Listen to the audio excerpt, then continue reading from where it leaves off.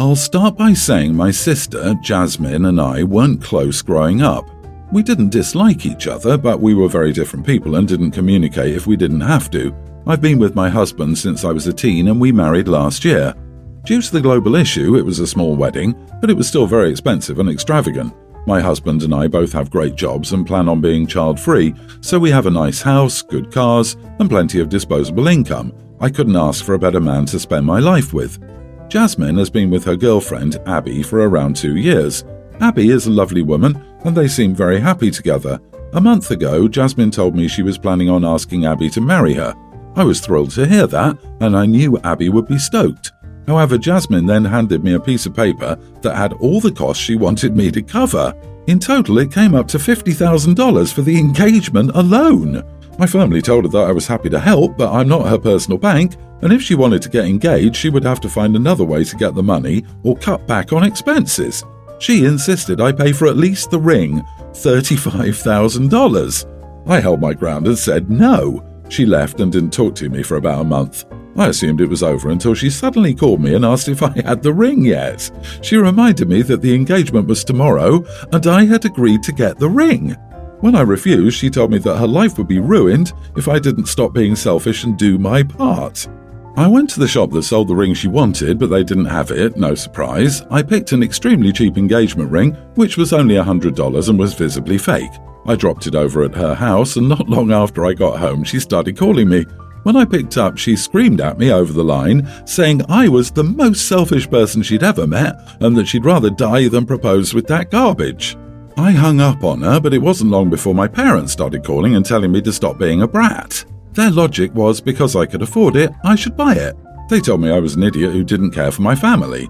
I believe I shouldn't let them walk over me just because they want what I have. Not the idiot. What the heck? Why would OP need to buy a ring? Why can't the sister ask the parents? Why can't sister save up? She just handed you a piece of paper with a price you have to pay for her damn wedding. What? Dude, don't even think about paying. This is ridiculous. Truly ridiculous. Because obviously sibling has no kids, a rich husband, and good jobs. Therefore, sister gets to piggyback on that like all socially well-adjusted people are known to do. I'd have laughed my butt off if my sister handed me a list of demands. This whole situation is nuts. You need to put your foot down about this. Do you want to deal with this crap for the rest of your life? Your family sounds greedy and entitled. People like that don't stop unless you make them stop. I think it's because no one in my family is used to large amounts of money, and now they've seen my husband and me as nothing but an opportunity for them.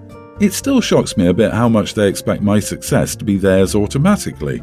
Sorry, but I'm LOLing big time right now on how entitled your sister and parents are with your money. Block the calls, ignore them. If your sister can't even afford to get engaged, then she shouldn't. Lord knows what sort of wedding, new home, new car you will be expected to buy for them, LOL. Now buy something nice for yourself to celebrate their engagement. Everyone's the idiot here. Your sister is a spoiled brat. Who spoiled her? Take a guess, it isn't you. Don't be a doormat and stop spending any money on her or your ungrateful family. The fake-looking ring was a low blow. What an absolute waste of money, and it's not even for you or your relationship. Cut your family off. They clearly don't respect you and think they're entitled to your money. My girlfriend Jen, 19 female, and I, 19 male, are both done with school for the summer. She has a brother, young teen, and sister, tween. When she and I go somewhere like the beach or park, she wants to bring her siblings along. She said they'll spend the whole summer sitting around their house if she doesn't take them to fun places. Jen isn't working right now, but I am, so if we do something that costs money, I pay. Sometimes it's annoying because her siblings don't say thank you or show any appreciation and act like it's my job or expected. Jen doesn't want me to tell their parents when they misbehave, parents ask, because she thinks they won't want to spend time with her. So basically they can be as annoying as they want and nothing happens. Anyway, yesterday after work we went to the beach. They weren't listening and were acting up the whole time. We all brought a bottle of water along. I finished mine before we left. Both kids still had most of their water left. When we were in the car, I said I'd be right back and ran to the pavilion to get a soda from the vending machine. I got myself a Mountain Dew and Jen a lemonade. They were like $4 each, so I definitely wasn't buying the kids one. When I returned to the car, I gave her the lemonade and she asked if I got them sodas. I said, No, they still have water left and I'm not rewarding their bad behaviour. Besides, last time they had soda, they left them back there half drunk. My car isn't their garbage can. She gave them some of her lemonade. After we dropped them off, she said it's not my job to parent them. I said I wasn't parenting them, but I wasn't buying them a reward for acting up all day. She said you couldn't withhold food and drink from a kid when they misbehave. I said they both still had water. If they were thirsty, they had something to drink. She said, you know all kids will want soda over a water. That meant basically, ha ha, you don't get none, you were being a bully to kids. I said, when I was a kid and misbehaved, my parents wouldn't get me a treat. She said, yeah, your parents, but you're not their parent. I said, no, but it's my money, not our money, and gestured between her and me, and I didn't want to spend $8 on sodas they wouldn't finish. She said I was being an idiot and wanted to go home, so I took her home. I don't have kids, so maybe I'm wrong, but I didn't get rewarded for being a brat when I was a kid. Am I the idiot for not getting them a soda? Not the idiot. Your girlfriend is the idiot for acting entitled to your hard-earned money. She or her parents can pay if she wants stuff bought for her siblings. And 100% you two are the adults in this situation and therefore can enforce the rules on the kids. So basic manners aren't too much to ask. Usually babysitters make money to spend time with kids. This poor dude is losing money. Is he sure his girlfriend isn't pocketing money her parents gave her for her siblings? I'd also start telling the actual parents the truth about how the kids are behaving. She's right, you're not their parents, so there's no reason you need to have them tag along anytime you want to do something with your girlfriend. You need to reconsider if you want to be in this relationship and lay down an ultimatum. No more kids tagging along on your dates. You certainly shouldn't pay a dime for them.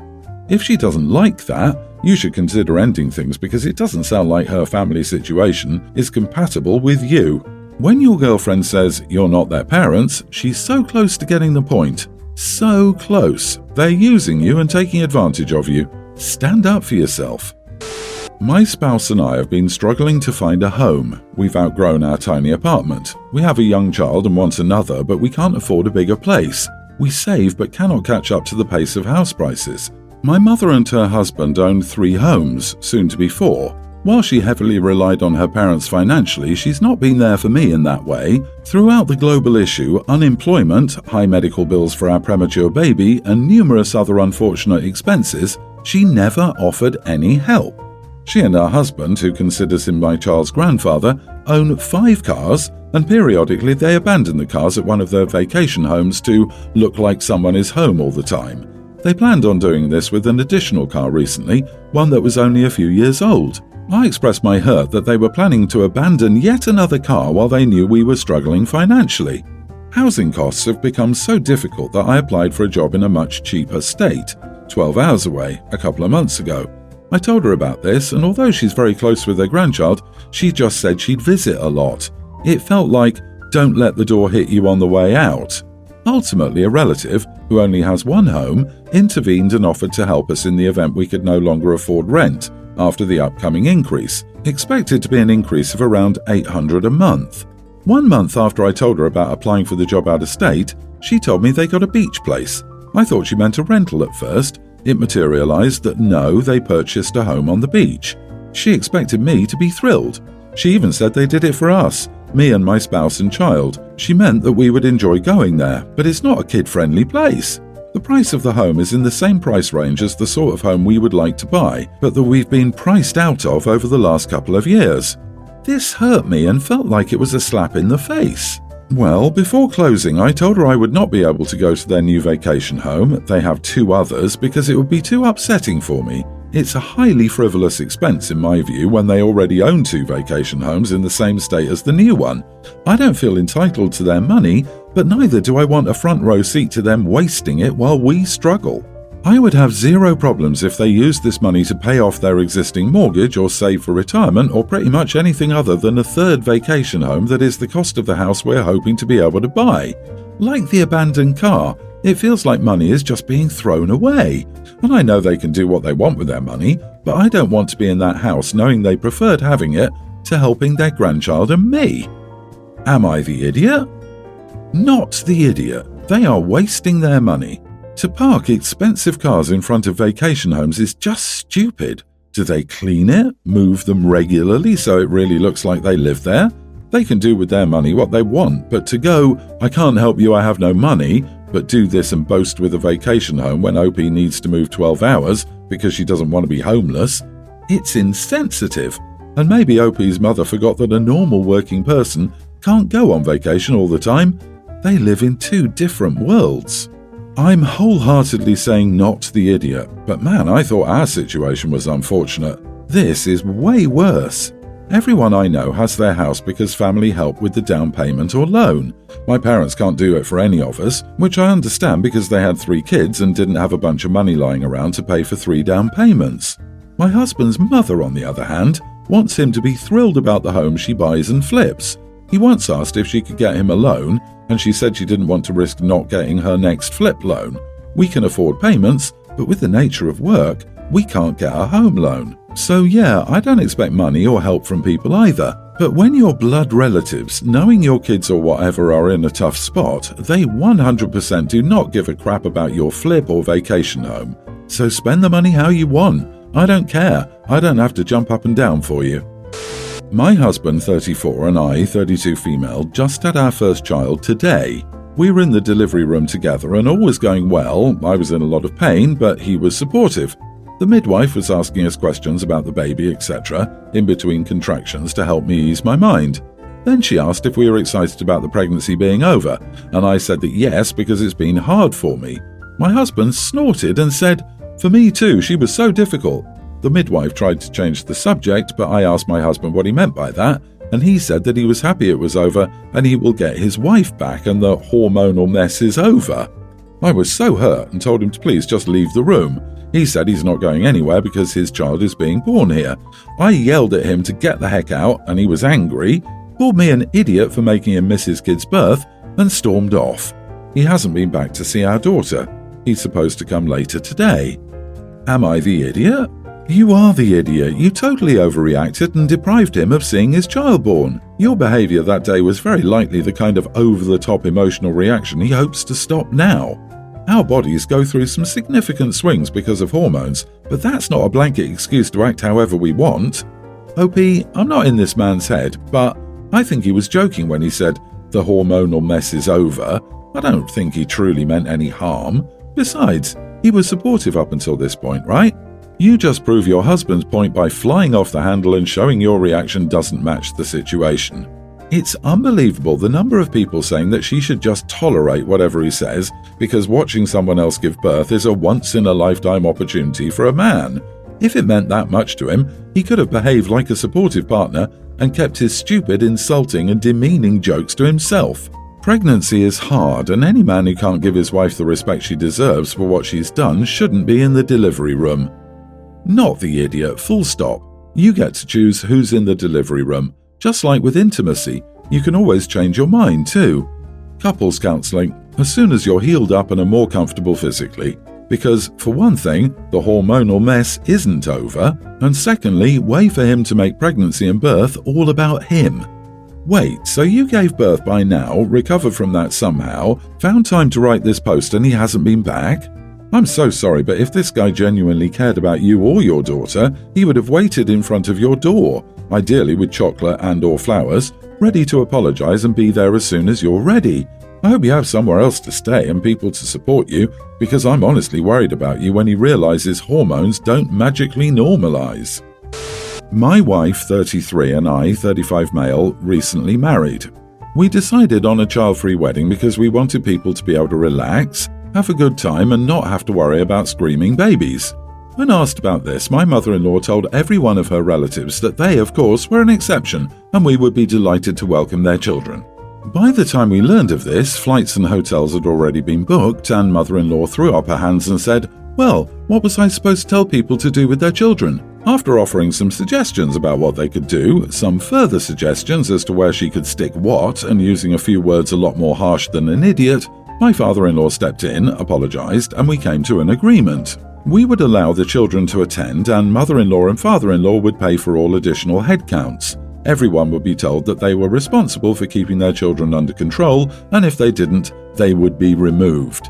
This meant babies were to be brought into the cry room at the church if crying, children were not to run around the reception, and no part of the ceremony was to be interrupted. I had the absolute right to have someone removed if their children were not under control. Mother-in-law took this to mean that if someone's kids were acting up, she'd have time to address it and fix things. I will admit, people were good for the most part. However, we had a few babies crying in the church. A few kids were being loud, but their parents controlled them and quieted them. Then came our first dance. We were about a minute into the song when I heard people start laughing and whooping. I looked over to see a child had run onto the dance floor and started dancing with her arms in the air. I recognized her as the 2-year-old daughter of my wife's cousin. I looked around for her mother and found her laughing and filming her daughter on her cell phone. We finished our dance and I walked over to the venue staff and instructed them to remove her and her daughter from the reception.